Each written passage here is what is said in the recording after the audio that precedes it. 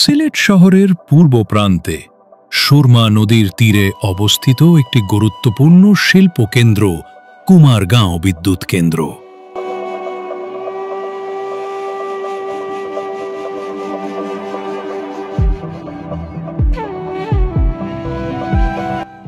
এটি সিলেট বিভাগের জন্য একটি প্রধান বিদ্যুৎ সরবরাহ কেন্দ্র, যা জনজীবন, শিল্প ও কৃষি খাতে শক্তির চাহিদা পূরণে অগ্রণী ভূমিকা পালন করে।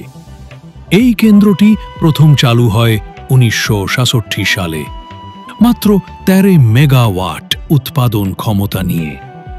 পরবর্তীতে আধুনিকায়নের মাধ্যমে এখানে যুক্ত হয় 132/33 কেবি এবং 33/11 কেবি সাবস্টেশন, যা বর্তমানে 225 মেগাওয়াট পর্যন্ত বিদ্যুৎ উৎপাদনে সক্ষম।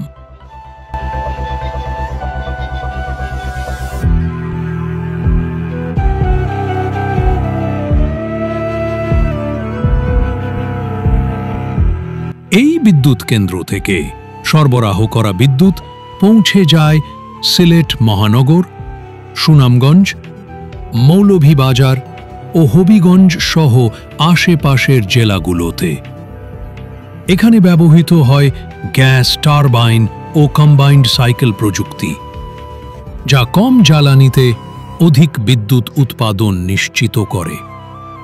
এই কেন্দ্রে কাজ করছেন প্রায় 150 থেকে 200 জন দক্ষ প্রকৌশলী ও টেকনিশিয়ান, যারা শিফট ভিত্তিক দায়িত্ব পালন করে জাতীয় গ্রিডে নিরবচ্ছিন্ন বিদ্যুৎ সরবরাহ নিশ্চিত করেন।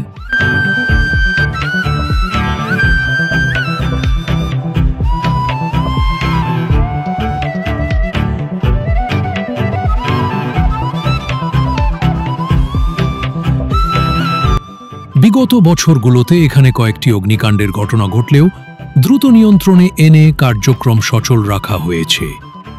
সুরক্ষা ও রক্ষণাবেক্ষণে আরও উন্নতি আনতে সংশ্লিষ্ট দপ্তর কাজ করে যাচ্ছে।